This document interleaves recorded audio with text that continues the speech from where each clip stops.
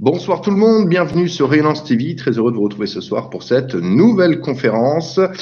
Alors, ce soir, je ne suis pas sur mon ordinateur puisque, comme vous le savez, Anne est un petit peu n'est pas trop disposée pour le moment. Des petits soucis de santé, donc je me retrouve, si vous voulez, à gérer à la fois les conférences et les ateliers en même temps. Donc, coup de bol, j'ai un portable qui m'a l'air de fonctionner à peu près, un téléphone portable qui m'a l'air de fonctionner pour faire les conférences. Et du coup, j'ai également, enfin voilà, je gère plusieurs choses en même temps, mais on devrait s'en sortir quand même. Voilà. Alors ce soir, je reçois donc Caroline Berthoud. Merci Caroline d'être avec nous ce soir sur Rayonance TV. Merci à toi, merci pour ton invitation. Voilà, génial. Donc ce soir, le titre de cette conférence, c'est donc les liens karmiques. Justement, hier soir, nous avons parlé un petit peu justement de karma. On va y revenir également un peu ce soir, parce que les liens karmiques, je pense qu'on peut en dire beaucoup à ce sujet. Tu vas nous décrypter tout ça. Alors, je ne pourrais pas dire bonsoir à tous les amis qui sont présents parce que sur le téléphone, j'ai pas les mêmes accès que sur l'ordinateur. Je vois quand même qu'il y a Cindy, Vincent, Sacha, Léna, Chaudel, Giovanni, Aline, Nougatman, Julien. Bonsoir à vous tous et puis bonsoir aux personnes que je ne vois pas trop. Je vois le chat par contre, hein, je vois le chat, ne vous inquiétez pas, mais par contre, je ne peux pas remonter dans le chat au fur et à mesure. Donc, voilà, je m'adapte comme je peux. Voilà, de toute façon, la vie, c'est s'adapter. Hein. J'ai toujours remarqué que la vie, c'était l'adaptation. Et justement, voilà, ce soir, enfin, du moins pendant 10 jours, jusqu'à ce que je reçoive mon prochain PC, va falloir que je m'adapte. Voilà. Eh bien, écoute, Caroline, je vais te laisser te présenter déjà, nous dire qui tu es, ton parcours, puis après, nous parlerons justement du lien de la conférence. Oui, merci Anatole, merci pour ton invitation. Bonsoir à tous, hein. Je vois pas qui est connecté, mais je suppose que vous êtes nombreux comme tous les soirs. Il y a les habitués et puis les personnes voilà, qui me connaissent et puis qui découvrent aussi ta chaîne. Donc, je suis vraiment ravie d'être là ce soir avec toi. Donc, bah, écoute, on a réussi à trouver cette solution. Enfin, tu as trouvé cette solution voilà, pour qu'il y ait un réseau, qu'on t'entende bien, qu'on s'entende bien et que ce soit fluide. Donc, c'est super. Donc voilà, moi c'est Caroline Berthoud, je suis thérapeute éveil, je suis guérisseuse de l'âme. Donc voilà, j'ai plusieurs cordes à mon arc, j'ai envie de dire. Voilà, j'ai fait des formations de thérapie brève, de thérapie quantique en fait, qui s'appelle la méthode de Mélo, qui a été enseignée par Pascal Montagnac pour guérir les blessures de l'âme, voilà, se rapprocher de son enfant intérieur, se délaisser de toutes les peurs, de toutes les croyances limitantes, de toutes les addictions aussi, hein, bah, on sait que tout le monde en a. Hein. Ça peut être le travail, la cigarette, l'alcool, voilà, une amitié trop fusionnelle. Ça peut être vraiment beaucoup de choses en fait. Voilà, alors moi je suis spécialisée dans la lecture d'âme et dans les soins dans la lecture d'âme. Donc je suis magnétiseuse aussi, je fais des soins à distance. Je fais des rééquilibrages énergétiques, des rééquilibrages voilà des énergies dans tout le corps, des chakras. Je regarde s'ils tombent dans le bon sens. Je regarde voilà si vous avez des failles énergétiques aussi dans l'aura. Hein, on va en reparler tout à l'heure. Voilà, je fais des raccordements de cœur pour les personnes qui se sentent plus connectées à leur cœur parce qu'ils ont des blessures qui ont fait qu'ils se sont refermés petit à petit. En fait, voilà, c'est les difficultés, les blessures de la vie hein, qui font que des fois, par peur de souffrir, on se referme un petit peu. Voilà, je fais ça aussi. Je fais des raccompagnements d'âme, du passage d'âme, voilà, pour les animaux, pour les personnes, pour des êtres qui sont chers. Ça j'en fais beaucoup et il y a beaucoup de pathologies. Voilà, des maux en fait physiques qu'ont des personnes qui m'appellent et c'est vraiment parce que ils ont fait le souhait consciemment ou inconsciemment en fait de pas être abandonné par la personne et en général la personne ne veut pas partir vers la lumière et c'est un peu pareil pour les animaux, bien que les animaux ils ont quand même plus de facilité en fait à trouver la lumière quoi. Voilà, je fais des nettoyages aussi énergétiques de lieux, donc énergétiques, j'entends vraiment toutes les énergies usées, tout le stress, les inconforts, le karma, et puis tellement de choses en fait. Il peut y avoir des résidus en fait de sentiments de la personne qui a vécu avant dans cet habitat, mais aussi la personne qui a construit la maison et qui a pu être stressée à un moment donné, qui a pu avoir de la colère. Voilà, c'est des nettoyages vraiment énergétiques et aussi d'entités où il peut y avoir des portails énergétiques, soit dans le terrain, soit dans la maison, et puis je referme ça. Alors en ce moment, il y en a beaucoup, je ne peux pas répondre à la demande de tout le monde, mais voilà, je vous redirige en tout cas vers quelqu'un qui est capable de faire ça aussi. Très bien, merci beaucoup. Oui, j'imagine qu'il doit y avoir une forte demande en ce moment, hein. Ouais, Voilà. ouais. Énergétique, ouais, mais je pense, ouais. Alors du coup, justement, on va parler justement de ces liens karmiques. Alors, liens karmiques, je pense que ça touche beaucoup de choses. Je pense que ça doit toucher, j'imagine, au niveau peut-être du transgénérationnel, peut-être des constellations familiales, peut-être autre chose. Donc, qu'est-ce que tu entends, toi, par lien karmique exactement? Alors en fait, pour moi, c'est la loi du karma, c'est un concept de pensée en fait des religions indiennes, donc hindouistes et bouddhistes. Ça, c'est vraiment la base. Le karma, en fait, ça veut dire en sanskrit, ça veut dire l'action.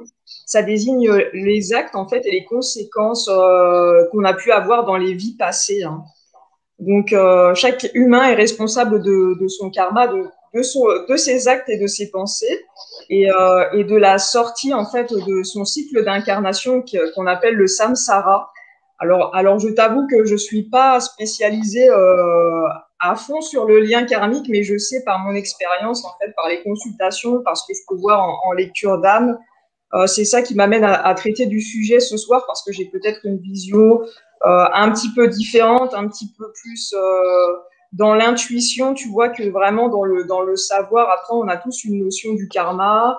On a tous, on s'imagine tous un peu ce que c'est, voilà, les liens karmiques, c'est les liens qu'on a avec chaque personne en fait qu'on croise dans la rue, qu'on croise partout. En fait, voilà, avant l'incarnation, en fait, notre famille d'âme nous demande ce qu'on vient incarner sur Terre, ce qu'on veut avoir comme mission, un petit peu, si tu veux, de vie, ce qu'on veut résoudre, en fait, dans cette vie-là, des choses qu'on n'a pas résolues dans des vies antérieures.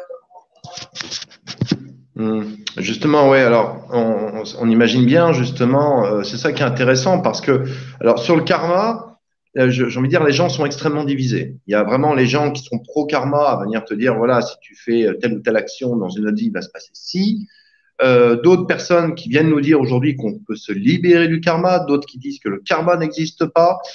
Est-ce que quelque part, on ne peut pas imaginer un petit peu que l'âme, en fait, si tu veux, avant l'incarnation, vienne plutôt que de parler de karma, j'ai envie de dire, quelque part, si on prend un petit peu les religions ont créé le paradis et l'enfer pour un petit peu brider les gens, pour un petit peu, si tu veux, les soumettre, de dire, faites du bien, vous irez au paradis, faites du mal, vous irez en enfer. Et on sent un petit peu le karma dans la spiritualité comme quelque chose un peu de culpabilisateur, pardon, à venir dire un petit peu, voilà, si dans ta vie tu n'es pas au plus près de toi, dans une prochaine vie, il va se passer ci, il va se passer ça. Est-ce que on peut pas non plus aller imaginer quelque part que finalement l'âme, au moment de choisir son incarnation, choisit simplement une expérience. En fait, que c'est pas une histoire de karma, c'est une histoire d'expérience parce que elle a besoin de vivre. Par exemple, imaginez une âme qui a envie d'expérimenter quelque part des difficultés, des peurs, affronter des choses qui sont lourdes parce que elle en a besoin pour évoluer plutôt que d'y voir un karma, de dire voilà, en fait, c'est un peu une punition, tu reviens là parce que dans une autre vie, tu vois, par exemple, dans une autre vie, tu n'as pas su surmonter ça, donc là, tu reviens tant, et tu vois, quelque part, ce côté culpabilisateur, tant que tu n'auras pas réussi, tu le feras, tu vois, on sent, je trouve, un petit peu un côté, on a un peu l'impression d'être des enfants à l'école avec des maîtres qui nous tapent sur les doigts, comme des guides, et qui viennent nous dire, tant que tu n'as pas fait ça, tu n'avances pas. Ouais, c'est un point de vue intéressant en tout cas, je trouve, hein, parce que le karma, je suis d'accord avec toi, on voit toujours que c'est quelque chose de négatif, que quelque chose qui fait que bah c'est pas bien, on n'a pas bien fait dans les autres vies, on vient ici maintenant, voilà, dans un contexte qui est un peu compliqué, on a l'impression d'être puni, tout ça, mais moi je vois plus, tu vois, l'opportunité de résoudre quelque chose qu'on n'a pas réussi à résoudre dans une autre vie et plutôt à rétablir une égalité où dans d'autres vies, eh ben, on a été autant victime que bourreau, que sauveur et des fois on a fait le mal. Hein. Moi, il y a des vies où j'ai fait du mal, où j'ai fait de la magie noire, des choses comme ça. Et maintenant, dans cette incarnation, je viens résoudre mon karma et je viens faire le bien pour rétablir un équilibre. Tu vois, c'est pas forcément, même s'il y a une notion de culpabilité, si on culpabilise, c'est parce qu'on sent qu'il y a des peurs ou on sent qu'il y a des choses en nous qui nous font réagir, quoi. C'est ça, ouais, d'une certaine mesure, oui. C'est peut-être en fait équilibrer en fait la vie, équilibrer les choses. C'est-à-dire la personne revient. Je vais prendre tout pour les personnes qui ont connu la Seconde Guerre mondiale, des gens qui ont tué, des gens qui ont vécu des choses bon assez traumatisantes de part et d'autre.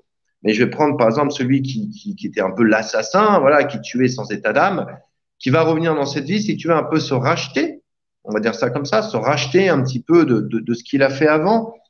Euh, je pense, est-ce que l'âme, quelque part dans tout ce qui est le karma, hein, pour parler que du karma, finalement vit des expériences et en fait le but quelque part de chaque incarnation, c'est de retrouver quelque part une unité, quelque part de pouvoir intégrer justement ce parfait amour qui est en nous à travers des expériences multiples et qui va justement, et quelque part, on vient plus dépasser quelque part des états que plutôt les vivre. Parce que vivre, quand on vit les choses, ça peut avoir deux connotations. Des fois, tu entends les gens, ouais, mais je suis obligé de vivre ma vie. Donc, on sent qu'ils subissent et d'autres qui vivent et qui sont heureux. Tu vois, les gens vivent la vie. Le mot vivre, il peut avoir deux façons de le voir. Vivre sa vie parce que tu n'as pas le choix, tu es obligé d'avancer, c'est comme ça. Et tu vis, tu vibres, tu es heureux et tu as envie d'avancer. Donc, après, je pense que c'est aussi quelque part le choix d'une âme, un petit peu de ce qu'elle désire faire. Oui, oui, oui, bah oui, non, mais totalement, mais t'as raison, c'est vraiment le terme initiation, c'est vraiment ça. L'âme est venue de vie en vie. Pardon, il y a ma lampe qui est tombée, désolée. On est venu expérimenter de différentes choses, en fait, de vie en vie. Donc on est venu expérimenter, voilà, la souffrance, la mort, la joie, tellement de choses, en fait, de vie en vie que, bah, qu'on a ce passé. Et plus on a une âme qui est ancienne, et plus on a d'expérience, et plus on arrive, en fait, à se dépasser et à retrouver petit à petit en fait cette joie de vivre voilà qu'on a perdu je trouve dans cette vie-là pour beaucoup parce qu'on a beaucoup de blessures profondes. Alors on a la blessure originelle hein, qui est la blessure en fait tu vois alors je suis flamme jumelle alors peut-être que les personnes vont le découvrir ce soir mais en fait, on est venu dans cette incarnation-là, quand on se reconnecte avec son autre, résoudre en fait tout le karma et se libérer de tout le karma. Ça veut dire que, que plus l'âme est ancienne et plus on a de karma à libérer. Quoi. Plus le karma est long, plus le karma est lourd. Tu vois ce que je veux dire? Hmm. Oui, oui, oui, bien sûr. Mais justement, c'est intéressant que tu parles justement des flammes jumelles, mais également un petit peu des personnes qu'on va rencontrer dans notre vie, dans notre propre famille, bien souvent, ou des conjoints ou autres. Est-ce que justement, là, un petit peu, quand on rencontre, par exemple, quand on a un enfant ou quand on a tel ou tel parent, quand on a tel ou tel conjoint, des personnes qui dans notre vie vont nous marquer, hein, pas l'histoire d'un soir ou pas un ami que tu as croisé lors d'une soirée bien arrosée et que tu verras plus jamais. Euh, les gens qui quand même vont marquer ta vie, est-ce que c'est quand même dicté à l'avance? Est-ce qu'il y a justement ce lien, même karmique des fois, c'est-à-dire ce sont des gens que tu retrouves de d'autres vies parce que, par exemple, je vais prendre un exemple, tu prends un couple dans une vie qui était amoureux et puis ça s'est mal fini, il y en a un qui est mort qui est mort rapidement. Là, ils ont envie, si tu veux, de retenter l'expérience dans cette vie, mais de vivre leur histoire d'amour à fond. Est-ce qu'il y a des liens comme ça entre les âmes et les formes et des personnes qui se suivent de vie en vie parce qu'ils ont besoin justement. Ils le font ensemble pour évoluer. Et ben, c'est exactement ça, en fait, de vie en vie. On retrouve toujours un peu la même famille d'âmes, si tu veux, les mêmes personnes. Voilà, en thérapie, tu vois, par exemple, je vais avoir un couple de personnes qui ont des enfants et dans des vies précédentes, tout ça, en fait, les enfants ont été les parents et puis, tu vois, les rôles s'inversent un petit peu et c'est très intéressant de regarder ça parce que des fois, en fait, quand les choses sont pas résolues par exemple, dans cette vie-là, ça fait un nœud karmique et justement, ils vont se retrouver dans la vie d'après pour pouvoir dénouer ce nœud et pouvoir résoudre un problème précis. Et ça, c'est très intéressant ce que tu dis, quoi. C'est vrai qu'on se retrouve de vie en vie pour pouvoir expérimenter d'autres choses, pour pouvoir comprendre des choses. Et le karma, si tu veux, les choses qu'on a vécues dans d'autres vies, c'est vraiment inscrit dans nos cellules, c'est vraiment inscrit dans notre ADN, j'ai envie de te dire, même vraiment en profondeur, dans le plus profond de notre être. Et c'est pour ça que des fois, on a des blessures, on a des douleurs. Alors, en ce moment, moi, j'ai beaucoup de personnes, si tu veux, qui ont des problèmes de gorge ou qui ont leurs conjoints qui ont eu soit un cancer à la gorge, ou soit ils se sentent étouffés, des choses comme ça. C'est vraiment, par exemple, le karma qui remonte au niveau physique. En fait, c'est la maladie qui te dit qu'il y a quelque chose à résoudre et les personnes n'en sont pas du tout conscientes. Hein, et ça peut être la gorge, ça peut être un problème au niveau des intestins, au niveau d'une épaule, au niveau de l'estomac, des problèmes de diabète, des choses comme ça, mais ça peut venir d'une vie antérieure et ça, c'est inscrit, le mal est inscrit dans la cellule pour pouvoir être libéré. Mais il y a une certaine compréhension à avoir dans ce cheminement-là. C'est sûr que moi, j'ai vécu pas mal de choses, de déblocage karmique. Si tu veux, je peux te donner un exemple. C'était avant la rencontre de ma jumelle, et puis j'étais au téléphone avec ma sœur. On parlait d'une personne, d'une de ses clientes. Voilà, elle vend des choses sur Internet, tout ça. Et puis elle me dit, bah, cette dame-là, elle est super gentille. Elle est vraiment adorable. Mais en fait, elle se prend des coups tout le temps, tout le temps, tout le temps. Et en fait, ma sœur, elle est médium aussi. Et puis, elle me disait, mais c'est parce que, en fait, cette dame-là, elle est super gentille dans sa vie. Mais par contre, dans les vies antérieures, elle a fait beaucoup de mal. Elle a participé, par exemple, à l'extermination des Juifs dans les camps, tout ça. Et puis, quand elle me parle de ça, elle me dit, je sais plus si c'est ça ou aux USA. Et là, j'ai commencé à tousser, à tousser, à tousser. Et en fait, ma voix, elle a changé. J'étais au téléphone avec elle et elle est devenue vachement aiguë et je ne pouvais plus m'arrêter. Je suffoquais comme si je revivais une mort, en fait, dans les camps, quoi. Et ça a été vraiment très violent et j'ai mis longtemps à pouvoir à m'arrêter de tousser. Je revivais la mort comme ça que j'avais vécue et je pense que ça peut parler à beaucoup de personnes. J'ai eu une personne, c'était avant-hier, je crois, elle s'appelait Virginie.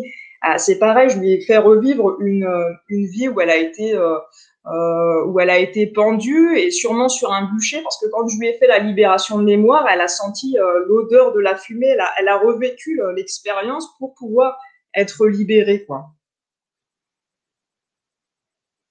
Donc je sais pas si toi tu as vécu des choses comme ça ou si tu as des retours, peut-être que ça peut être intéressant aussi s'il y a des personnes dans le chat qui veulent faire partager leur expérience. Oui, oui, bien sûr. Moi, à titre personnel, des morts violentes, je me suis suicidé. Je le sais. J'ai eu une vie où je suis au Vietnam, pendant la guerre du Vietnam. En fait, ce qui se passe, c'est que on se prépare à attaquer une zone. Et puis, à un moment donné, je suis officier et je dis à mon supérieur qu'il ne faut pas, surtout pas attaquer cette zone parce que sinon tous nos hommes vont y passer. Et la personne en face me dit, me dit, on n'a pas le choix. Faut que les hommes ne viennent pas de moi, faut aller en haut. Et puis je commence à m'énerver comme un malade, mais vous êtes complètement malade, vous allez tuer des hommes, c'est une honte. Et puis voilà. Et à un moment donné, je me rétracte. Je me rétracte en disant, bon, bah oui, bah tant pis, je suis vos ordres. Plutôt que de continuer, si tu veux, à aller dans ces convictions, parce que je sais très bien qu'ils vont tous y passer. Et en fait, ce qui va se passer, c'est qu'avant la bataille, je sais que tous les hommes que j'envoie au combat vont tous mourir. ils vont tous y passer. Je le sais, j'ai étudié les plans, voilà. Donc, ce qui va se passer, c'est que je vais me retrouver dans ma tente et je vais me tirer une balle dans la tête. Et ce qui va se passer, c'est qu'effectivement, tous les soldats vont y passer, vont tous mourir lors de cette bataille. Et lors, en fait, où moi, je suis dans mon cercueil, mon officier supérieur qui passe et qui dit cette phrase et qui dit, mon fils, si tu m'avais convaincu, je n'aurais pas donné l'ordre de cette bataille. Donc oui, c'est voilà. Et je pense effectivement, et à cette époque-là, moi, j'ai vécu ça, c'était parce que j'étais une personne dans cette vie-là qui n'arrivait pas à prendre des décisions, qui ne savait pas dire non. J'avais un gros problème avec le non. J'arrivais pas à me positionner. Et ça, d'avoir vécu cette expérience-là, m'a permis de me positionner dans ma vie et de mettre le non. Et à partir de là, les choses ont changé. Ouais. Ok, donc tu vois, en fait, il y a quand même si ça a été souffrant peut-être de revivre ça, là, il y a eu quand même un déclic, un côté positif. La souffrance que tu as vécue sur le moment a permis de te libérer de quelque chose. Et c'est vraiment ça que ce soir qu'on peut axer en fait voilà, la conférence là-dessus parce que c'est vraiment positif. On est venu régler des choses, mais que ce soit positif, même s'il y a pendant quelques temps c'est souffrant, une relation amoureuse, quelque chose comme ça qui a duré super longtemps et que d'un coup, ça le fait plus. Et ça veut dire que vous avez réglé un karma que vous n'avez pas réglé dans une autre vie. Donc, moi, je vois toujours le côté positif dans chaque expérience de la vie, quoi. Mmh. Mmh. Ah, il y a ton chat qui communique. Ouais, c'est dire, toujours. Il y a toujours un chat sur Ryan TV qui veut communiquer, j'ai remarqué. Voilà, Ouais, ils aiment bien. ouais, Y a... bah, tant mieux, c'est bien. On aime les chats, on aime les chats. Alors Nadine nous demande, question, comment savoir ce que l'on a réglé dans cette vie avec par exemple notre conjoint ou une personne? Alors, c'est une bonne question. Alors, souvent, c'est quand il y a, par exemple, un conflit là, voilà, dans un couple ou au travail. S'il y a quelque chose qui se termine, que vous arrivez à un moment donné à dire stop, à pas répéter les choses, hein, c'est vraiment ça, en fait. Il y a souvent des cycles qui se répètent, qui se répètent voilà, de couple en couple, de travail en travail. Il y a des choses qui se répètent tout le temps, tout le temps, tout le temps. Et quand c'est acquis, quand c'est terminé, les choses se répètent plus, quoi. Par exemple, vous allez dans un couple, vous allez toujours attirer des hommes mariés ou voilà toujours des hommes qui correspondent pas à vos attentes. Il peut y avoir ou des hommes qui, je sais pas, qui fument. Il peut y avoir plein de choses. Et vous allez toujours attirer le même type de personne. Et quand vous allez réussir à attirer une personne différente, une personne qui vibre avec votre essence, qui vibre avec vous, et là, vous allez régler le karma. Vous allez savoir, comme tu disais, toi, tout à l'heure, quand tu as appris à dire non, à t'affirmer, et tu as résolu quelque chose. Hmm. Alors, comment en fait, est-ce que par exemple les familles d'âmes, est-ce que les familles d'âmes sont, est-ce que on se retrouve avec la même famille d'âmes quelque part durant tous nos cycles d'incarnation, et est-ce que c'est elle également avec qui on va vivre les expériences un peu de karma ou autre? Alors oui et non. Disons que les familles d'âmes, oui, on les retrouve de vie en vie, c'est sûr, hein. Ça va être des alliés aussi des fois hein, pour résoudre des problèmes karmiques. Et puis des fois, on va rencontrer d'autres familles d'âmes, hein. Il existe tellement de familles d'âmes en fait que voilà, tout est possible, hein. Moi, j'aime pas trop mettre dans les cases. Je laisse je laisse un peu libre cours à ce qui doit arriver, mais les familles d'âmes, on se retrouve forcément de vie en vie. Des fois, justement, quand on croise une personne, on va se dire d'un coup, mais ouais, cette personne, j'ai l'impression de la connaître, je l'aime bien, elle a une bonne vibe, j'aime bien ce qu'elle dégage, tout ça. Et pareil, à l'inverse, des fois, on va arriver devant une personne, puis on va faire, oh, cette personne-là, elle m'attire pas du tout, ça va pas le faire. Et puis on sent le conflit arriver, et là on sait qu'il y a un truc qui est pas résolu, quoi, d'une vie passée. Et ça, tu vois, je l'ai compris il y a à peu près 1 an et demi, quand j'avais des cycles répétitifs tout le temps au travail. J'avais toujours j'arrivais dans un milieu professionnel. J'ai beaucoup changé de travail dans ma vie et à un moment donné, toujours dans l'agroalimentaire, et à un moment donné, je me dis c'est bizarre parce que j'arrive dans une société, il y a toujours un conflit avec une personne en particulier et ça se passe toujours très mal. Et c'est là que j'ai compris qu'il y avait des cycles répétitifs et qu'il y avait des choses à résoudre. Alors, j'ai pas tout compris tout de suite. C'est sûr qu'il y a eu des prises de conscience, il y a eu voilà, des expérimentations. Et puis, en fait, voilà, j'ai aussi subi le harcèlement moral au travail. Je me suis remis beaucoup en question et je me suis dit, mais qu'est-ce que j'ai pu faire à cette personne pour qu'elle m'en veuille autant dans cette vie, quoi. Et tu vois, j'ai vu les choses différemment. Je me suis retirée un petit peu de la scène en question, j'ai pris du recul et puis j'ai regardé un peu sur quelle blessure ça pouvait m'atteindre, quoi. Sur quoi vraiment, au plus profond de moi, ça pouvait me toucher. Pourquoi cette personne qui est pas sympa, qui te veut du mal, tout ça, pourquoi elle est là, sur quelle blessure elle a pris, quoi. Et ça, on en revient toujours aux blessures de l'âme, mais c'est vraiment super important. Parce que plus on se délaisse des blessures de l'âme, donc on peut reprendre, c'est la trahison, l'abandon, le rejet, l'injustice, l'humiliation et puis le déni. C'est à chaque fois ça appuie sur une blessure en particulier et en fait ça nous montre juste qu'on a une blessure et qu'il faut aller à la racine de la blessure pour pouvoir la libérer. Très bien, merci beaucoup. Alors, Anne-Isabelle demande, bonsoir, comment découvrir si l'origine de nos problèmes proviennent de vies antérieures ou du présent? Alors c'est une bonne question. Est-ce qu'on pourrait en savoir un peu plus parce que dans chaque expérience c'est très différent. Est-ce que c'est quelque chose dans sa vie personnelle, professionnelle, pardon. Est-ce que c'est quelque chose qui se répète? Ce serait intéressant d'avoir un petit peu plus d'explications pour pouvoir répondre, quoi. Est-ce qu'elle arrive à s'affirmer? Est-ce qu'elle arrive à dire non, cette personne? Comment elle se ressent, comment elle ressent les choses face à la situation qu'elle est en train de vivre, quoi. Alors, est-ce que justement, est-ce qu'on peut savoir, parce que j'ai souvent entendu dire qu'il y avait plusieurs familles d'âmes, plusieurs groupements de familles d'âmes. Voilà.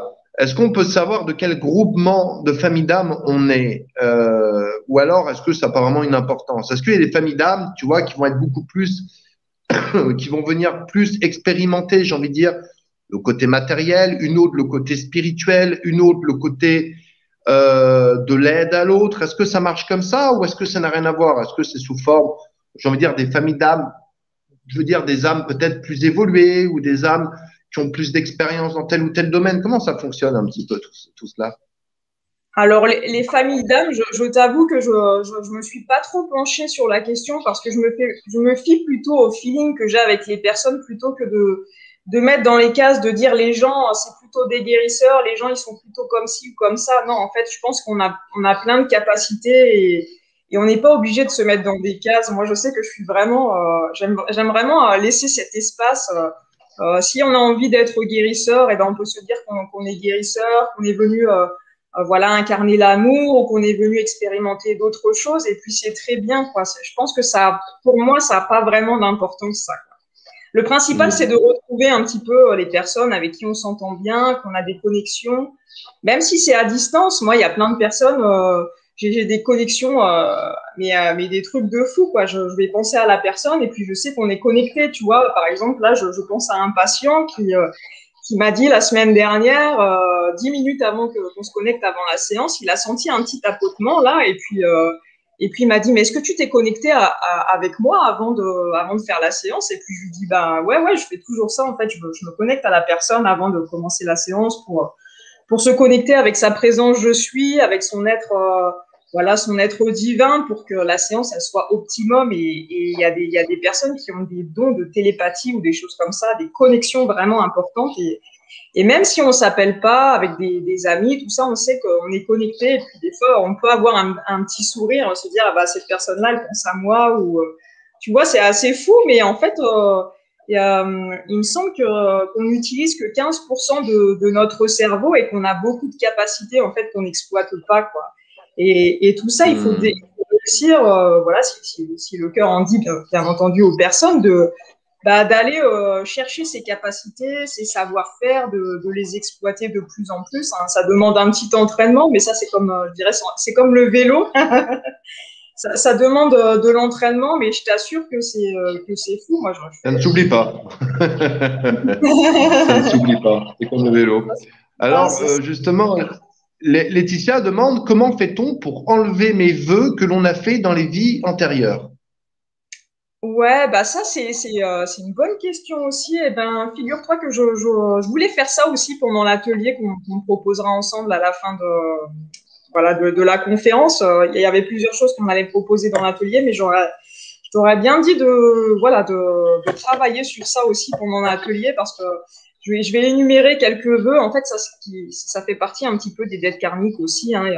Alors, on fait des vœux par rapport aux religions, aux choses qu'on a vécues dans des vies antérieures. On a fait des fois des vœux de souffrance, d'obéissance, de célibat, de chasteté, de pauvreté, de sacrifice, de silence. Alors, tu vois, ça, c'est vraiment des exemples, mais il en existe vachement plein des vœux.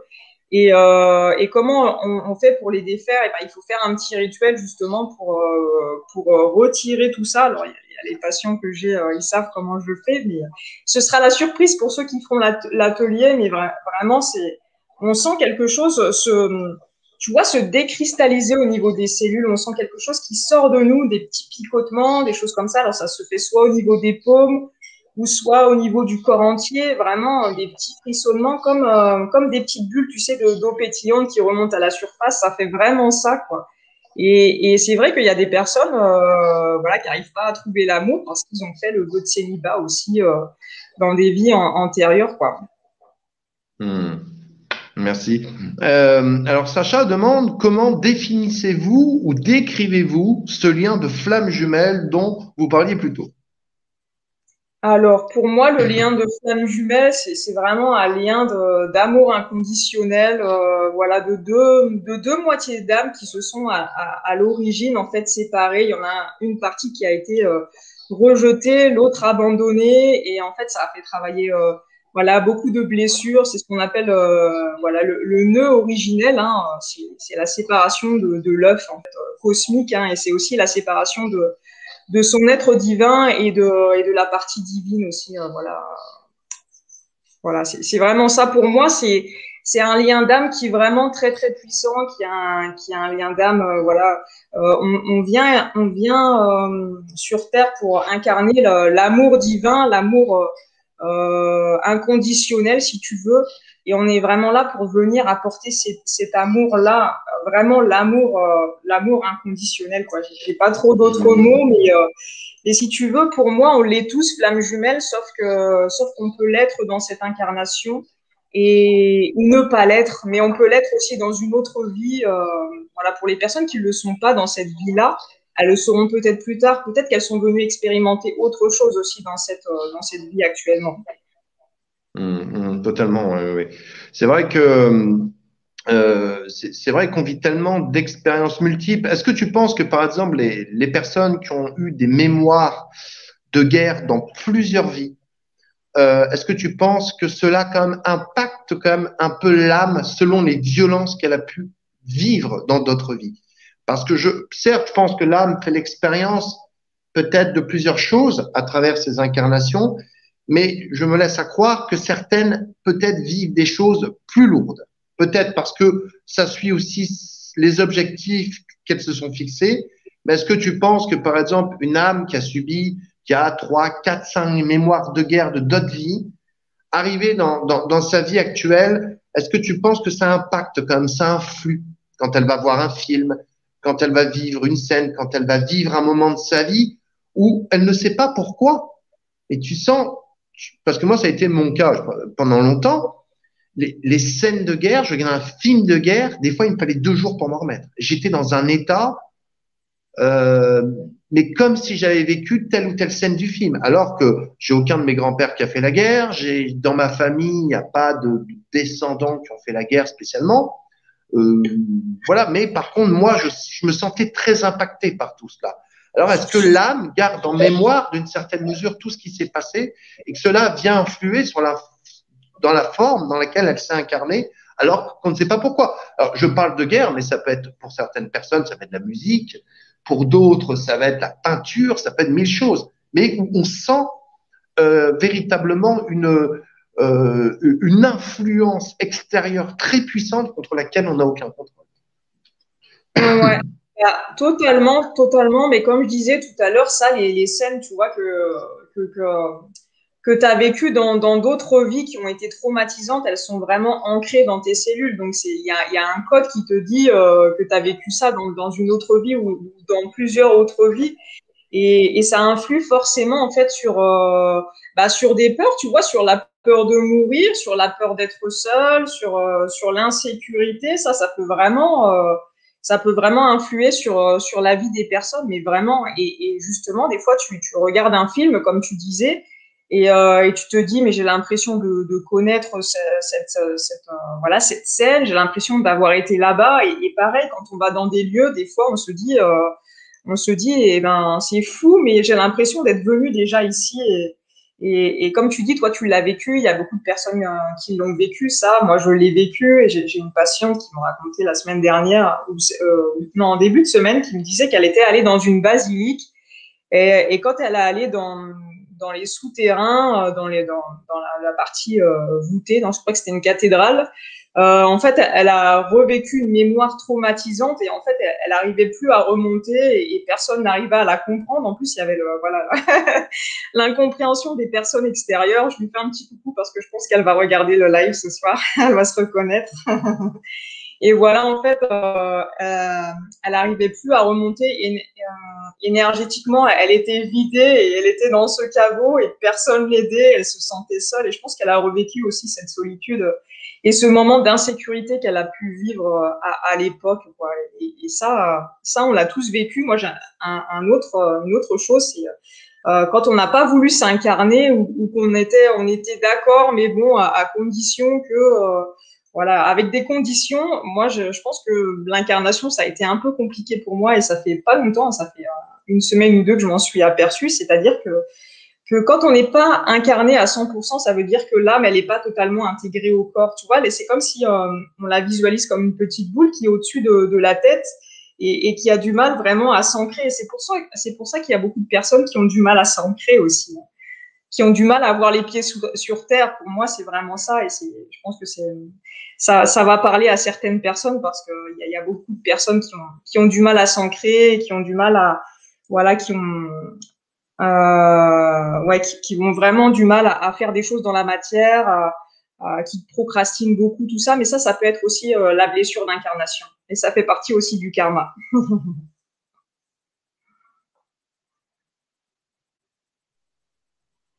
Je me démute en même temps. C'est pour ça que vous voyez mon doigt qui fait tac, tac, tac. Je ne suis pas en train de jouer aux jeux vidéo, je vous rassure. Non, non.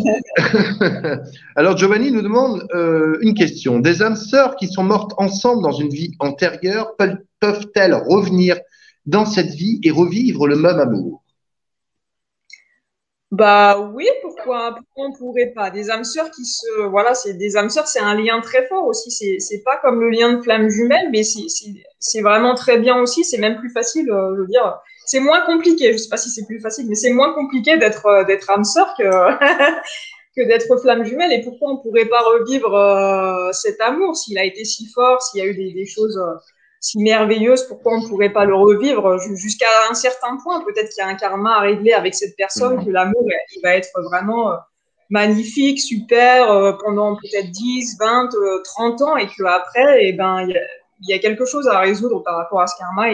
Et chacun repart de son côté, de part et d'autre, et retrouve un autre amour. Voilà, l'amour, il est partout. Tu vois, on est venu incarner l'amour inconditionnel et l'amour, il peut être dans un couple, mais il peut être aussi pour les gens qui nous entourent, pour d'autres personnes. Il n'y a pas de limitation là-dedans, quoi. D'accord. Alors, j'ai appuyé sur une question. J'ai pas fait exprès, pardon. Ouais, Oui, pardon, Karine. Voilà. Ah, mais non, c'est Giovanni. Non, non, mais décidément. merci, Voilà. Giovanni. Alors, c'est beau. Voilà. Alors, je voulais prendre justement une question de Caradine qui dit: est-il vrai que l'on est sur Terre pour régler ses comptes avec d'anciens liens karmiques, ce qui explique tout ce haïssez-vous les uns les autres que l'on est en train d'expérimenter? Alors on est venu régler des choses qui sont pas réglées pour moi, mais comme je te disais tout à l'heure, c'est toujours le côté positif. En fait, quand on va débloquer la chose, c'est qu'on va se libérer d'une partie de, voilà, une partie d'ombre en nous qui est autour de nous, qui appartient à une autre âme, peut-être. Tu vois, en fait, on vit toutes nos vies en même temps, c'est-à-dire que il y a plein de mondes parallèles où notre âme, en fait, elle est multidimensionnelle. Donc là, on est en train de vivre quelque chose maintenant, ici sur Terre, tous ensemble, voilà, avec toi, Anatole, avec les personnes qui nous regardent.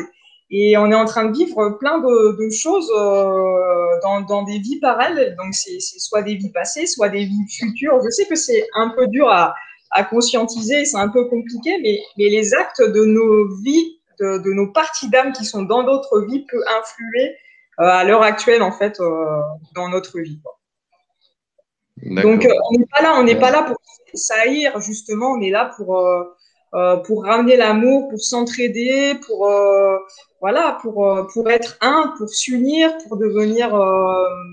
voilà, pour devenir qu'un, quoi, pour faire qu'un, vous, les personnes qui vous entourent, voilà, vos conjoints, votre famille. En fait, on n'est vraiment qu'une seule unité et c'est ça qui est important, c'est que si on a une personne qui a un problème devant nous, on va, je pense, aller l'aider, on va pas la regarder et puis se dire, bon, bah, elle a un problème, cette personne, et puis voilà, quoi. On n'est pas là pour se haïr, pour se rejeter, pour se faire du mal, on est là pour s'aider. Et je pense que le monde Mhm. de demain, c'est ce qu'on nous demande, c'est un monde d'entraide. En tout cas, moi, c'est le monde que j'ai envie de voir, c'est quelque chose où on va tous retrouver le sourire, où on va tous être dans l'amour de nous-mêmes déjà, parce qu'on ne peut pas aimer quelqu'un, je pense, à 100% si on ne s'aime pas soi-même. Donc voilà, c'est déjà le retour de l'amour à soi et de l'amour pour les autres.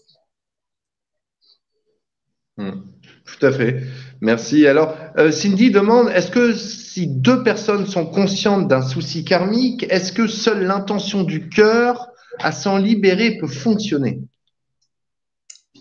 Alors je pense que oui. Je pense que oui. Ce serait sympa d'avoir plus de détails, mais en fait, avec ton cœur, tu vas pouvoir tout faire si tu fais vraiment le vœu de bah, tes guides, voilà, aux êtres de lumière qui t'entourent de débloquer cette situation. Je vois pas pourquoi ça se ferait pas.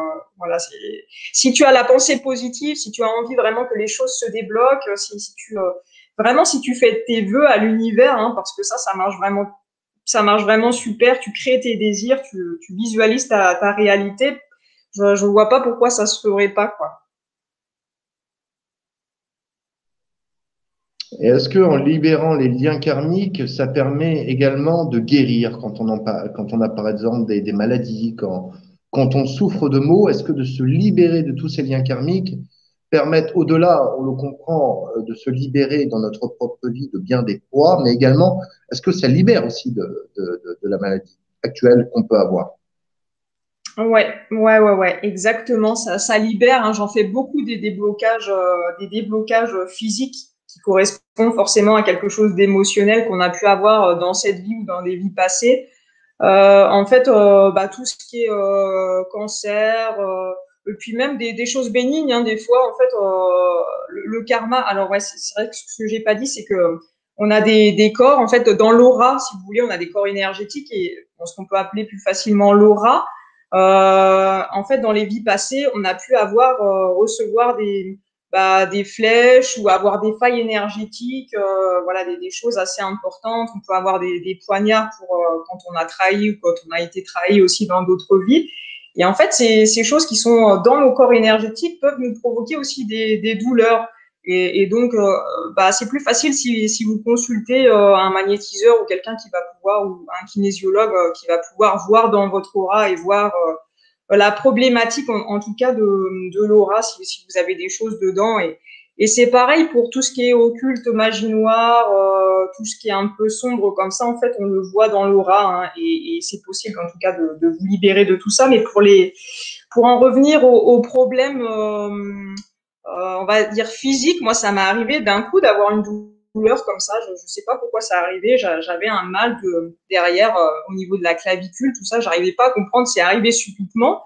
Et j'avais une tension, et ça a duré quelques jours. Et puis plus ça allait, plus j'avais cette tension. Et en fait, en me connectant dans la 5D, en visualisant mon corps, tout ça, j'ai vu que j'avais un poignard. Mais en fait, je ne pouvais pas le voir avant parce que c'était pas le moment que ce soit conscientisé. C'était pas le moment de libérer les choses, quoi. Ça arrive vraiment, on arrive à conscientiser et à voir les choses quand c'est le moment. On pourrait pas libérer tout d'un coup de toutes les vies passées, ce serait pas possible. Déjà pour le corps, ce serait pas, ce serait pas possible énergétiquement. Ça demanderait vraiment trop d'énergie et puis vous seriez vraiment trop fatigué, quoi. Ce serait pas possible et voilà. Je pense que ce serait pas bien d'expérimenter ça, quoi. Ce serait trop violent. Voilà, merci. Alors, Ghislaine demande, est-il possible de couper les liens karmiques, ce qui permet d'agir ou d'aider plus librement? Alors exactement. Alors c'est couper les liens toxiques, hein. C'est pas couper les liens tout court.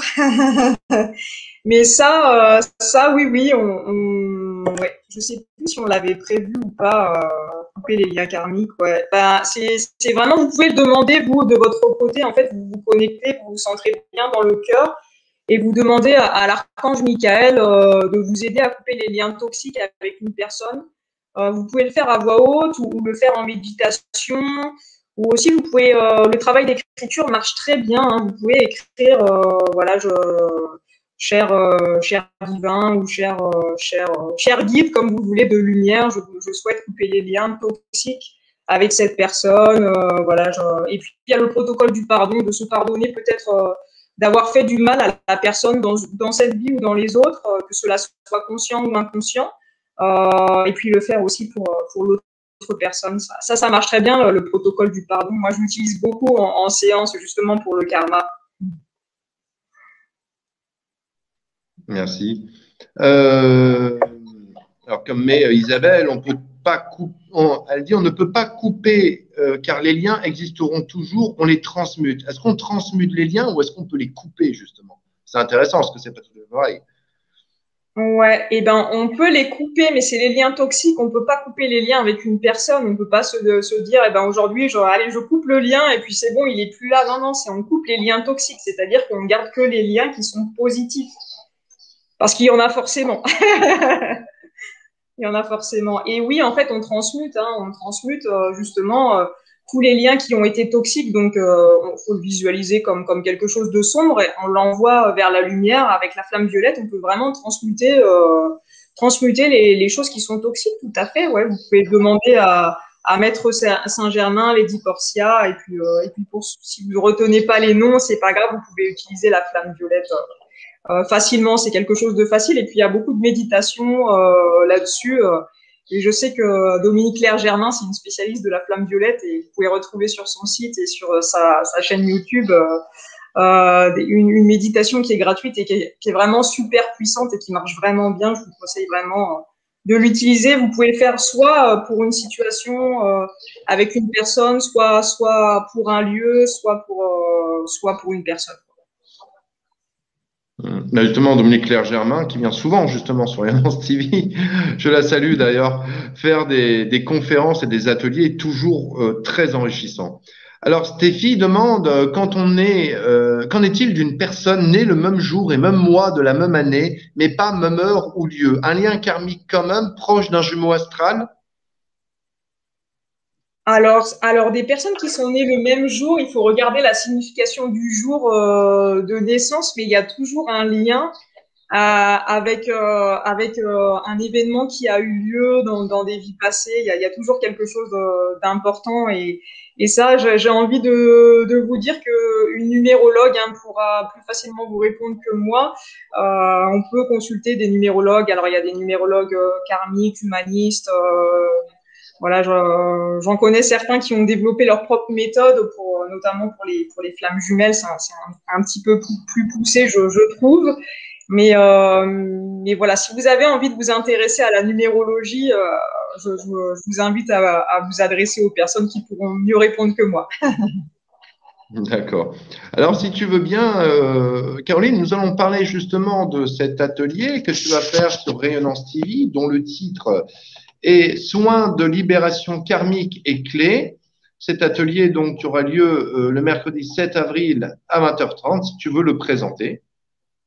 Oui, tout à fait. Bah, je serais ravie, Anatole, de faire cet atelier avec toi. Ce sera le premier atelier aussi qu'on fera ensemble. Et voilà, j'avais proposé plusieurs petites choses à faire pendant l'atelier.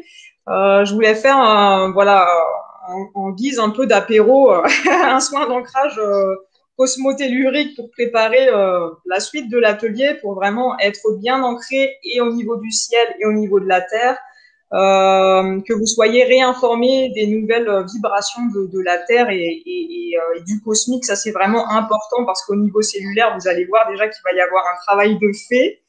Je voulais faire un petit protocole de séparation énergétique, hein, pour les personnes qui sont thérapeutes, qui n'arrivent pas à se détacher de certains patients. Hein. Ça m'est arrivé, c'est vrai que des fois, c'est inconfortable. On est toujours connecté avec la personne. Et voilà, on ressent tout ce qu'il ressent et c'est vraiment très incommodant. Mais il y a aussi des personnes qui sont extrasensorielles, j'ai envie de dire, voilà, hypersensibles, hyper émotifs. Et ce petit protocole, ça peut vraiment les aider pour voilà, qu'ils absorbent moins, en tout cas, les énergies des autres. Et par rapport à ça, je voulais que je vous aide à fabriquer un petit bouclier énergétique pour comme ça, vous allez sortir dans la rue, vous allez vous sentir bien. Même si les personnes ont des peurs, ont des angoisses, tout ça, en fait, c'est comme si ça allait rebondir sur le bouclier et que ça allait le renvoyer à l'expéditeur. Ça, c'est vraiment bien. Il faut le faire un petit peu plusieurs fois par jour pour être sûr que ce soit bien efficace. Mais toutes les 2 heures, c'est plutôt pas mal. Et moi, je voulais proposer aussi des clés de déblocage, des conseils, voilà, interagir avec vous si vous avez des questions, des problématiques dans votre vie actuelle. Hein, ce sera vraiment aussi une discussion. Et je propose de faire une méditation un peu méditation soin où je vais me connecter avec vous, avec l'ensemble des personnes qui sera là et on va faire au moins un déblocage karmique pour toutes les personnes qui seront présentes. Donc, ça pourrait être un déblocage soit physique, soit émotionnel. Voilà, tout est possible. On pourra dénouer quelque chose. Voilà, on pourra résoudre un problème qui a eu lieu lors d'une vie passée. On pourra aller aussi dans le livre de chacun d'entre vous et puis libérer certaines mémoires qui sont trop pesantes pour vous. Dans l'ensemble, je pense que ce sera déjà pas mal. C'est ça, tout à fait. Voilà, vous n'en sortirez que plus grand, comme on dit. Voilà, donc cet atelier, vous avez proposé au prix de 49 €. Alors, si Nougatman veut bien mettre le lien, s'il est gentil, dans le chat, parce que moi, je ne peux pas. Par contre, vous retrouverez le lien sous la conférence. Il y est déjà. Voilà, merci beaucoup. Alors, donc, nous allons continuer donc avec ces liens karmiques. Euh, les personnes qui, par exemple, font des fausses couches, les femmes qui vivent des fausses couches, qui perdent leur enfant, ce genre de choses. Quel est le lien un petit peu karmique vis-à-vis de tout ça? Alors, disons que le lien karmique, alors la petite âme qui est venue expérimenter, on a tous expérimenté dans une vie ou dans une autre, en fait, le fait de vivre, tu vois, quelques minutes ou quelques heures ou quelques semaines, voilà, dans le ventre de la maman, d'expérimenter la mort du nouveau-né. Je sais que c'est pas facile à conscientiser et que c'est un peu souffrant. Mais on est venu expérimenter ça et la personne qui porte l'enfant est venue aussi expérimenter et a accepté en tout cas d'accueillir cet enfant ou cette âme pendant quelques heures, quelques semaines. Voilà, ça a été un contrat d'âme en fait avant l'incarnation. D'accord. Ah ouais, non, mais Et j'entendais un mot sur 4. Mon ordinateur, mon téléphone s'est mis à bugger. Voilà. Oui, bien sûr, j'imagine. Mais est-ce que justement, tous les liens karmiques sont finalement des contrats d'âme? Par exemple, prenons le cas des manipulateurs. pervers. Est-ce que finalement, ce sont des personnes qui ont décidé avant de s'incarner de jouer quelque part dans ce contrat d'âme le manipulateur, de manière, si tu veux, à faire grandir toutes les personnes qui vont subir justement tout ça tout autour d'eux? C'est exactement ça. Hein. Les personnes qui sont autour doivent faire preuve de discernement, doivent se choisir, doivent faire un vrai travail de fait de sortir un petit peu de cette phase du déni, parce que quand on accepte ça, on est dans le déni de voir qu'on n'est pas heureux dans ces situations. Hein. C'est vraiment ça, c'est des contrats d'âme. Ouais, ouais, c'est des choses qui sont pas faciles à faire et qu'on a tous vécu aussi. On a tous vécu et pour toutes les personnes voilà qui se sortent de cette situation qui est très difficile, ils en sortent grandis parce qu'ils arrivent à avoir une vision plus large, ils arrivent à être plus en amour des choses qui arrivent aussi de l'extérieur. Bien sûr. Donc parce que c'est vrai que quand on vit sur Terre avec, par exemple, un manipulateur, on n'a qu'une hâte, c'est plus le voir. Des fois, c'est insupportable de vivre avec ces gens-là. Mais souvent, en fait, de quelque part, une expression qui est juste, qui dit tout ce qui nous tue pas nous rend plus forts. Donc, est-ce que d'une certaine mesure, bon, cette expression n'est pas très joyeuse, mais est-ce que d'une certaine mesure, justement, toutes les expériences, aussi bonnes ou mauvaises, quelque part, nous font grandir notre âme, justement. Donc, quelque part, de ne pas finalement se dire, essayer de relativiser le plus possible, finalement, dans cette vie actuelle. Ouais, c'est ça, c'est ça. Bah, tu vois, pour avoir connu, moi, le harcèlement moral sur le moment, je comprenais pas. C'est avec plusieurs années de recul que j'arrive à comprendre un peu ce qui a pu se passer. Et puis, j'avais sûrement ma part de responsabilité. Et j'étais vraiment dans le rôle de victime et j'arrivais pas à me sortir de ça et j'en avais même pas conscience. C'est vraiment en prenant du recul que je me suis dit, bah, qu'est-ce que j'ai pu lui faire à cette personne? Bah, alors pas forcément dans cette vie, mais quand je l'ai vue, la première fois que j'ai vu cette personne, bah, j'ai eu un dégoût, j'ai eu quelque chose où j'ai fait ah, mais c'est qui cette personne? Et je savais qu'on n'allait pas s'entendre et je savais que de lui, rien que par le regard, t'as pas besoin de parler, hein, quand c'est comme ça, tu sais qu'avec cette personne-là, ça va être terrible, quoi. Mais je Eh oui, suis oui, d'accord. c'est vrai. C'est difficile de prendre du recul et je pense que tu peux pas, sur le moment, tu peux pas vraiment, quand il y a des choses qui sont vraiment très douloureuses, très souffrantes, quand tu es en réaction, que tu as beaucoup de blessures dues à l'éducation, bah, à tes vies passées, mais aussi à la société, on a beaucoup de restrictions, on a beaucoup de, il faut mettre les gens dans les cases, il faut que ce soit comme ça, comme ça, comme ça, mais c'est pas du tout ce qu'on nous demande en fait, quoi. Mais prendre du recul, ouais, prendre du recul, laisser passer les choses, essayer de sortir du mieux, penser à soi et sortir du mieux possible de la situation et laisser un peu les choses se tasser et puis après revenir dessus et essayer de comprendre ce qui s'est passé, quoi. C'est la meilleure chose que je peux que je peux dire. Voilà, dans chaque situation c'est différent, pour chaque personne ce sera différent. C'est juste mon ressenti à moi de ce que j'ai vécu, quoi. C'est ma vérité.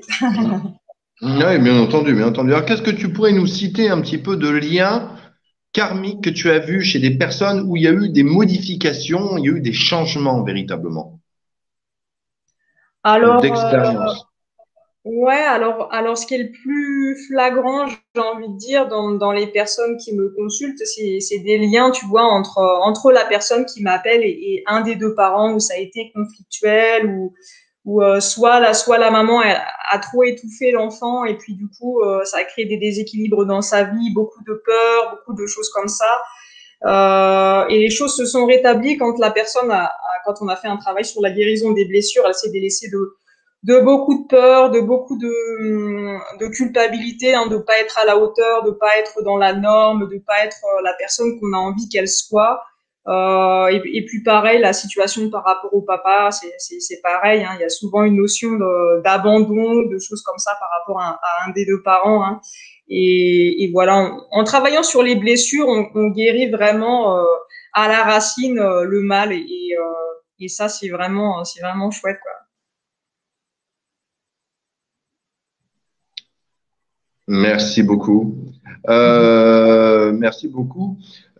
Du coup, est-ce que je veux dire, au niveau des liens karmiques, Euh, Est-ce que tu penses que de vie en vie, on peut s'en libérer à un moment donné? Est-ce qu'à un moment donné, tu penses qu'on peut totalement couper nos liens karmiques dans des prochaines incarnations quand on a réussi à dépasser, quand on a réussi à dépasser, à guérir nos blessures dans cette vie? Est-ce que tu penses que dans les prochaines vies, on peut vivre une incarnation sans lien karmique?